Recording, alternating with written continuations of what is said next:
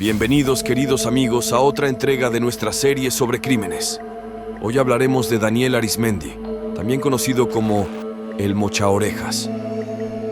Desde sus humildes comienzos hasta convertirse en una figura temida en México, Daniel Arizmendi López nació el 22 de julio de 1958 en Miacatlán, Morelos, en el seno de una familia numerosa. Junto a sus hermanos Juan Ugal, Aurelio y Diego, vivió una infancia marcada por dificultades, incluidas las complicaciones que trajo la figura autoritaria de su padre, quien luchaba con problemas personales. A pesar de crecer en un entorno difícil, Daniel fue conocido por ser tranquilo y reservado, y mostró interés por sus estudios. Sin embargo, las circunstancias lo llevaron a caminos que lo cambiarían para siempre. La separación de los padres de Daniel ocurrió cuando él tenía alrededor de 8 años. Al principio, él y sus hermanos vivieron con su madre, pero más tarde ella decidió regresar con su esposo anterior, Catarino. Este evento marcó a Daniel, generando un resentimiento profundo hacia su madre por la sensación de abandono. La familia se estableció en Nezahualcóyotl, donde Daniel asistió a la secundaria. Sin embargo, dejó la escuela durante su primer año para trabajar en el taller de su padre, quien fabricaba bufandas, gorras y ropa para bebés. A pesar de las largas jornadas de trabajo y el bajo salario, Daniel encontraba tiempo para jugar fútbol en las canchas locales. A los 20 años, conoció a María de Lourdes Arias, con quien se casó el 27 de agosto de 1977. Tuvieron 2 hijos, pero Daniel mostraba una actitud distante y reservada en su vida familiar. Tras dejar el taller de su padre, consiguió trabajo en una fábrica de ligas, pero las presiones de la vida lo llevaron a tener problemas con el consumo de alcohol, lo que afectó su responsabilidad. Más tarde encontró empleo en la Secretaría de Marina, aunque lo dejó poco después, pasando por diversos trabajos temporales, como barrendero y chofer particular de un contratista. Durante este tiempo, su esposa comenzó a trabajar como enfermera en el Seguro Social. Con los ahorros de ambos, compraron una combi para usarla como transporte público. Sin embargo, la relación comenzó a deteriorarse cuando Daniel, cada vez más celoso, se tornaba controlador y desconfiado. Sus actitudes generaban tensiones en el hogar, afectando la estabilidad de la familia. A los 26 años, Daniel intentó ingresar a la Policía Judicial de Morelos, pero su paso por la institución fue breve, ya que solo trabajó allí durante 2 meses. Al dejar ese empleo, conoció a alguien con habilidades para abrir autos sin llaves, lo que despertó su interés en ese oficio.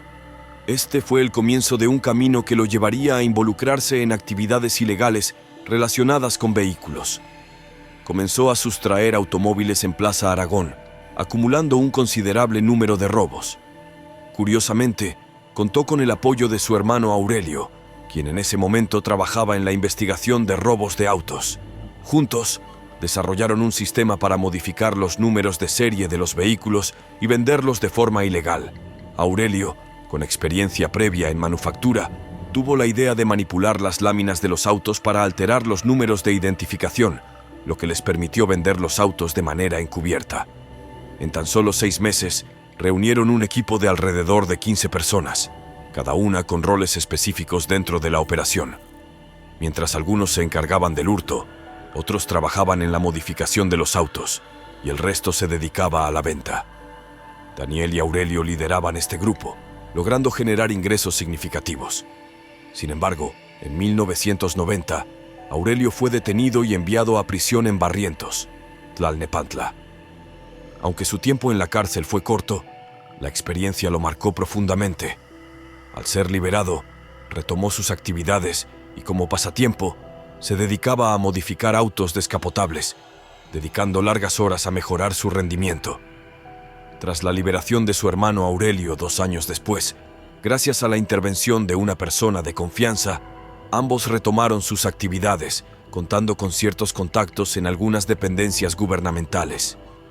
En ocasiones, vendían vehículos a través de estos enlaces, lo que les permitía mantener su operación activa. Durante una reunión familiar, mientras conversaba con su sobrina, Daniel escuchó una historia que lo impactó profundamente. Se trataba del caso de una familia en Cuernavaca, Morelos, que había sido víctima de un secuestro, en el cual los captores exigieron una alta suma de dinero como rescate. La familia, en su desesperación, logró reunir el monto necesario para asegurar la liberación de sus seres queridos. Este relato causó una fuerte impresión en Daniel, quien comenzó a reflexionar sobre los riesgos y beneficios de estas acciones ilícitas. Con el tiempo, compartió sus pensamientos con personas cercanas, considerando que las actividades en las que estaban involucrados hasta ese momento ya no resultaban tan efectivas como antes. Los retos que enfrentaban, como las constantes detenciones y los costos asociados, dificultaban mantener sus operaciones anteriores. Fue en ese momento cuando propuso un cambio en sus métodos, planteando la posibilidad de involucrarse en otros actos delictivos que, a su parecer, ofrecían mayores recompensas. El 11 de junio de 1995, Daniel decidió llevar a cabo su nueva estrategia. Su primer objetivo fue Martín Gómez, propietario de una gasolinera. Siguiendo un plan bien calculado, lo interceptaron al salir de su trabajo, bloqueando su camino con un vehículo. Posteriormente lo trasladaron a un lugar apartado, mientras negociaban un pago para su liberación. Aunque inicialmente exigieron una suma considerable, finalmente acordaron una cantidad de 350,000 pesos que fue entregada en la gasolinera. Después de la transacción, Martín Gómez fue liberado sin sufrir daños. El 7 de diciembre del mismo año, Daniel repitió su método, esta vez con Eduardo Pineda, dueño de un negocio en el Estado de México. Este incidente se prolongó durante 2 meses, debido a que la familia de Pineda fue reacia a cumplir con las exigencias. En un momento de frustración, Daniel tomó una medida que no era común en sus operaciones anteriores. Para ejercer presión, decidió enviar una señal contundente a la familia, logrando finalmente asegurar el pago del rescate en un lugar previamente acordado. Daniel, conocido por su carácter estratégico y calculador, tejía su red de operaciones ilícitas con precisión. Su trayectoria estuvo marcada por decisiones difíciles y momentos que moldearon su ascenso. En una ocasión, envió a un intermediario para recuperar una suma de dinero, pero el plan no salió como esperaba. La persona fue interceptada y el dinero robado. Ante esta situación inesperada, Daniel exigió respuestas, solo para descubrir que su emisario había sido víctima de un acto violento. En un entorno donde la tensión y el conflicto eran habituales, Daniel respondió con determinación y lo sucedido tuvo consecuencias. Posteriormente se comunicó con la esposa de la víctima, informándole que todo estaba resuelto. Con el tiempo y debido a las ganancias de sus actividades, Daniel comenzó a llevar una vida de excesos. Adquirió una discoteca en Ciudad Nezahualcóyotl, que se convirtió en su centro de entretenimiento. Sin embargo, también se vio envuelto en un estilo de vida que incluía hábitos poco saludables y decisiones que afectaron su bienestar personal. A medida que su organización crecía, Daniel forjaba alianzas estratégicas y desarrollaba contactos con individuos que le ofrecían protección. Con habilidad y determinación, construyó una estructura delictiva bien organizada, asignando roles específicos a cada miembro. Desde la logística hasta las tácticas financieras, todo estaba bajo su supervisión. Su capacidad para gestionar recursos como vehículos y refugios lo mantuvo a la cabeza de sus operaciones. En 1996, la influencia de Daniel continuaba expandiéndose. Uno de los eventos más notorios de este periodo fue el caso de Carlos Alonso Hernández, hijo de un empresario del sector gasolinero. Fue víctima de una operación cuidadosamente planificada, en la que fue llevado a un lugar aislado en Valle de Chalco. Allí, durante una semana, su situación mantuvo a todos en tensión, mientras se negociaba su liberación. El ingenio de Daniel no conocía límites. Tras simular la vigilancia policial, logró liberar a su cautivo, solo para realizar una jugada inesperada que lo llevó a su discoteca, un lugar de excesos. Ante la negativa de la familia a cumplir con sus exigencias económicas, Daniel tomó una decisión drástica, enviando un inquietante mensaje al hermano de su víctima, una oreja conservada en un frasco. La situación escaló cuando la policía intervino, deteniendo a 3 cómplices de Daniel en un intento por salvar al secuestrado. Sin embargo, la astucia de Daniel se mantuvo firme. Utilizó sus conexiones en el mundo del crimen, contactando a un ex policía para proteger su organización y, lo más importante, a su familia, que ya estaba profundamente involucrada en sus actividades. Un pacto oscuro se selló con el subdirector de la policía, exigiendo un rescate de 150,000 pesos para que las sombras de la justicia no alcanzaran a Daniel ni a su creciente clan familiar. Sin embargo, la luz de la justicia comenzaba a hacerse evidente. La familia del secuestrado y la Procuraduría del Distrito Federal siguieron la pista del caso, desenterrando secretos y aliados inesperados. El nombre de Daniel Arizmendi emergió del abismo, hasta ese momento desconocido para las autoridades federales, protegido por un manto de complicidades. Pero la cacería se intensificó. La policía siguió el rastro de pistas y contactos, finalmente ubicando a Daniel en Veracruz, donde una nueva negociación lo sacaría temporalmente del alcance de la justicia. Sin embargo, el cerco se estrechaba y el gobierno federal, alertado por las interceptaciones telefónicas, comenzaba a entender la verdadera magnitud del desafío que representaba Daniel Arizmendi. En el sombrío contexto de su 11º plan delictivo, Daniel Arizmendi fijó su mirada en Alejandra, una joven de ascendencia española y heredera de la próspera empresa Anís del Mico. La amenaza se cernió sobre ella durante 20 días, mientras Daniel y su grupo la acechaban. Sin embargo, el destino tenía un giro inesperado. En su primer intento, Alejandra detectó la amenaza y logró escapar, desafiando las expectativas de su captor. Pero la maquinaria del crimen no se detendría ante un tropiezo inicial. 2 meses más tarde, la trampa se cerró en la avenida 100 metros, donde Alejandra fue arrancada de su libertad y llevada a una oscura guarida en San Juan de Aragón. Allí, encadenada y envuelta en una solitaria sábana, fue testigo del inquietante negocio que se cernía sobre ella. Las demandas de rescate ascendieron a una escalofriante suma de 10 millones de pesos, aunque finalmente se acordó una cantidad inferior. 4 millones, cuidadosamente envueltos en fundas de almohada. La cita se pactó en un puente peatonal, al borde de un escarpado cerro en Puebla. Sin embargo, el destino tenía otros planes. Cuando Daniel y su cómplice llegaron en busca del dinero, se encontraron con una emboscada. Los disparos resonaron en la noche, desatando un caos inesperado. En medio del tumulto, el botín se perdió entre las sombras, encendiendo la furia de Daniel.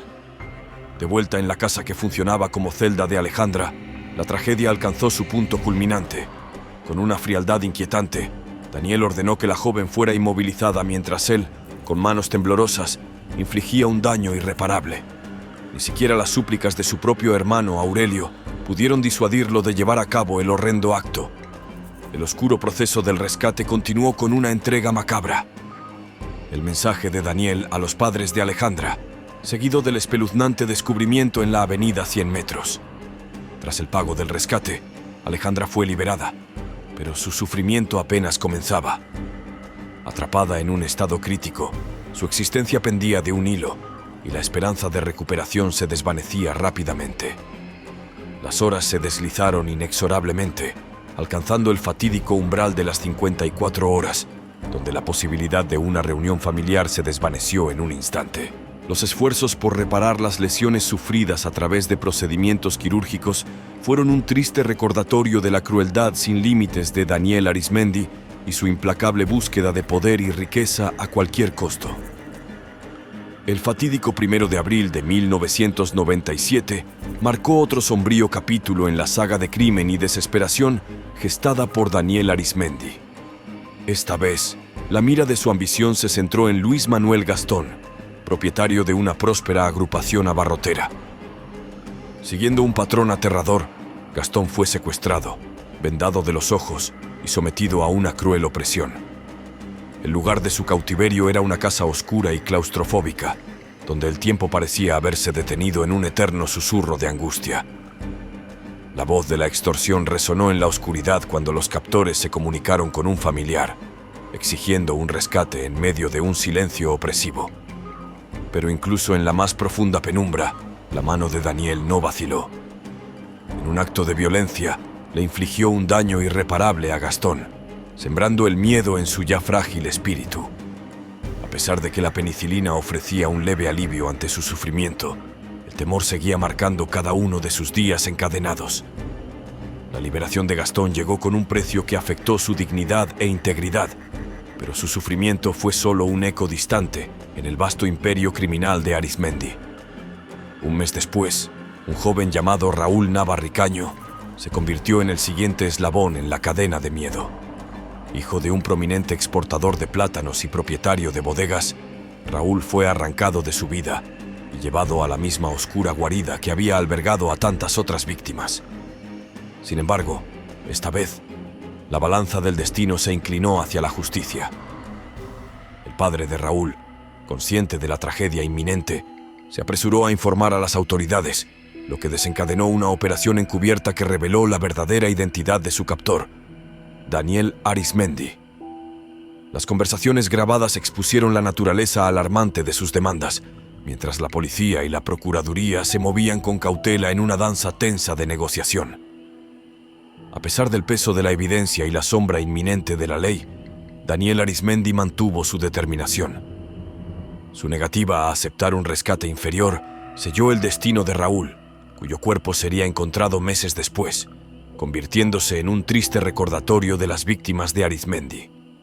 Con una fría indiferencia ante la persecución de las autoridades, Arizmendi continuó su reinado del miedo sin ser detenido. Avelino Ruiz Noriega, empresario y dueño de la reconocida vinaterías La Europea, se convirtió en la siguiente víctima de su despiadada avaricia. Los $10 millones exigidos no fueron solo palabras vacías. Una oreja mutilada, presentada como un macabro aviso, sirvió para ilustrar la crueldad sin límites de Daniel Arizmendi. En el crepúsculo de diciembre de 1997, el oscuro legado de Arizmendi se manchó con la sangre de José Trinidad Hernández, Gerardo Rafael Martínez y Bartolomé Francos, conocido como El Chino. Estos hombres, según los infames planes de Arizmendi, habían conspirado para traicionarlo ante las autoridades. En un acto de brutalidad inaudita, los envolvió en una cobija y los abandonó cerca de la unidad habitacional de Valle de Aragón, en Ciudad Meza. La violencia desenfrenada amenazaba con desbordarse, mientras las autoridades mexicanas luchaban contra la escurridiza sombra de Arizmendi, cuya presencia elusiva desafiaba todos sus esfuerzos por contener el caos. En el año siguiente, 1998, la Procuraduría General de la República jugó su última carta. Un retrato hablado que capturó la esencia del miedo encarnado en Daniel Arizmendi, apodado ominosamente el Mochaorejas. Con su rostro impreso en la conciencia colectiva del país, la cacería se intensificó. La primera fisura en el muro de impunidad se abrió con la detención de Daniel Venegas, un miembro clave del grupo de Arizmendi. Su colaboración proporcionó un valioso tesoro de información. Siguiendo las pistas hacia Cuernavaca, la Policía Judicial Federal desentrañó una red de conexiones telefónicas que los llevó hasta la calle Ontario número 12, en el fraccionamiento Bello Horizonte. El 22 de mayo de 1998, el cerco se cerró. La vigilancia constante de la casa reveló la salida del hijo de Arizmendi, quien fue interceptado tras una frenética persecución que culminó en un accidente. Su testimonio se convirtió en la clave para acceder a la guarida del patriarca del crimen. Con la casa rodeada y las armas desenfundadas, la policía exigió la rendición. Pero en la oscuridad resonaron palabras de presunta inocencia. Solo 3 mujeres y un niño. El esquivo Arizmendi se había desvanecido, dejando tras de sí un deslumbrante botín de 50 millones de pesos y centenarios de oro. Sin embargo, en un giro inesperado de los acontecimientos, su familia se convertiría en su perdición. El temible patriarca del crimen, lejos de entregarse, optó por un silencio sepulcral. Pero las revelaciones que siguieron a la captura de su familia arrojaron una luz incómoda sobre las profundidades de su operación delictiva. Se descubrió que la familia Arizmendi operaba bajo identidades falsas, utilizando actas de nacimiento elaboradas clandestinamente desde las entrañas mismas del gobierno. Licenciados y agentes judiciales, atrapados en una red de corrupción, habían facilitado sus fechorías, mientras que una vasta fortuna, compuesta por 18 casas y una montaña de millones de pesos, emergía como los tesoros de un reino de sombras. El 30 de julio de 1998, Aurelio Arizmendi se vio atrapado en una trama de desesperación y violencia. Una conversación casual con albañiles se tornó en un oscuro presagio cuando le advirtieron sobre la presencia policial alrededor de su vehículo. Sin vacilar, buscó una vía de escape, pero su intento se convirtió en un caos frenético. En su desesperación por eludir el cerco policial, su vehículo colisionó con un taxi y un microbús, culminando en una violenta confrontación con la justicia que lo dejó gravemente herido en ambas piernas. Mientras tanto, Daniel Arizmendi, conocido en los círculos delictivos como el Mochaorejas, se encontró solo, enfrentando un horizonte incierto en la penumbra del Distrito Federal, agobiado por la soledad y consumido por la necesidad de recuperar su botín confiscado. Arizmendi se vio atrapado en una red de decisiones desesperadas y planes descabellados. En agosto de ese mismo año, en un giro siniestro del destino, decidió retomar sus actividades criminales. Con su mente maquiavélica enfocada en la obtención de dinero y una posible retirada, comenzó a contemplar la posibilidad de una vida tranquila en Querétaro, junto a una de sus amantes, Dulce Paz, y su hijo. Sin embargo, la tentación del crimen resultó ser demasiado poderosa para resistir. El objetivo esta vez fue Raúl Nieto del Río, un empresario reconocido en Querétaro. Con un grupo de cómplices leales que aún operaban en libertad, Arizmendi elaboró un plan cuidadoso para su secuestro. Observó detenidamente los movimientos diarios de Nieto, creando estrategias para interceptarlo en sus rutas habituales. A pesar de que los primeros intentos fueron infructuosos, Arizmendi no se desanimó. Continuó adaptándose a los cambios en los movimientos de su objetivo, hasta que finalmente logró llevar a cabo su plan. El encuentro tuvo lugar en una tranquila avenida de Querétaro. Armados y listos para actuar, los secuaces de Arizmendi bloquearon el paso de Nieto, quien no estaba dispuesto a rendirse sin luchar. En un intento por escapar, trató de retroceder, pero la intervención de Arizmendi y su grupo fue decisiva. En medio del tumulto, se produjo una confrontación que marcó el trágico desenlace. Su cuerpo fue trasladado rápidamente a una zona aislada, donde Arizmendi tomó decisiones que revelarían su naturaleza despiadada a Dot. Entre susurros de conspiración y actos de crueldad, Arizmendi decidió deshacerse del cuerpo de Nieto. En un intento de ocultar su crimen, lo enterró en un rincón oscuro, donde solía ocultar su botín. Pero para Arizmendi, el secuestro de Nieto no fue solo un acto violento. Representó una oportunidad para extorsionar a su familia. Exigiendo un rescate exorbitante de $15 millones, dejó una inquietante muestra de su poder. El reloj y partes personales de su víctima, entregados en una bolsa de palomitas en la Plaza de Toros de Querétaro. La negociación se convirtió en un torbellino de tensión, mientras Arizmendi manipulaba la situación a su favor. Sin embargo, la oscuridad de su imperio criminal pronto se enfrentó a la luz de la justicia. En una redada policial en la casa de Arizmendi en Querétaro, su pareja fue capturada con una hielera llena de dinero en efectivo. Las grabaciones telefónicas revelaron una red de conspiración y corrupción, mientras que la policía ya había sido informada sobre la muerte de Raúl Nieto. La trampa final se preparó meticulosamente. Tendida en una avenida de la Ciudad de México, la red se cerró en torno a Arizmendi, quien cayó en la trampa de una falsa identidad. Con sus cómplices bajo la mira, el imperio criminal del Mochaorejas se tambaleaba, mientras la justicia, implacable en su búsqueda, cerraba sus garras alrededor de aquel que había sembrado el miedo en los corazones de muchos. Eran las 7 de la tarde, y Daniel Arizmendi se encontraba en el umbral de un cambio crucial en su vida delictiva. En las inmediaciones del municipio de Naucalpan, el destino se entrelazó con la malevolencia cuando un grupo de hombres lo interceptó abruptamente. Con violencia lo subieron a una camioneta y le cubrieron los ojos con un vendaje oscuro, simbolizando su inminente caída. El viaje en la oscuridad condujo a Arizmendi a un destino incierto que se reveló como una bodega clandestina. Allí, en medio de las sombras y el eco de sus propias acciones, lo esperaba un escuadrón de la policía judicial, listo para poner fin a la odisea criminal de un hombre conocido por el infame alias de El Mochaorejas. La verdad, finalmente, había alcanzado al depredador que había sembrado el miedo en las calles de México. La confrontación con la justicia no fue solo un acto de rendición, sino un desgarrador giro en la historia de Arizmendi. Se le notificó la detención de su amante, Dulce Paz, junto con sus cómplices, y el descubrimiento del fallecimiento de Raúl Nieto, una sombra que había seguido sus pasos. Obligado a enfrentar la realidad de sus crímenes, Arizmendi fue llevado a Querétaro, donde se esperaba que guiara a las autoridades hacia el lugar donde había ocultado el cuerpo del empresario. En medio de los interrogatorios y la confrontación con sus acciones pasadas, Arizmendi mostró un semblante desprovisto de remordimiento. No había arrepentimiento en sus palabras, ni una pizca de emoción por el daño que había causado. De hecho, afirmó con desafío que, si se le otorgara la libertad, volvería a cometer los mismos actos que lo habían llevado al abismo. Para él, el crimen era más que una profesión. Era una pasión que lo consumía hasta la médula. La historia de Daniel Arizmendi nos recuerda que la ambición desmedida y la falta de empatía pueden convertir a una persona en un monstruo. Es vital que como sociedad estemos alertas ante las señales de peligro y brindemos apoyo a quienes lo necesitan antes de que se pierdan en la oscuridad del crimen. La redención y el cambio son posibles, pero requieren un entorno de compasión y responsabilidad.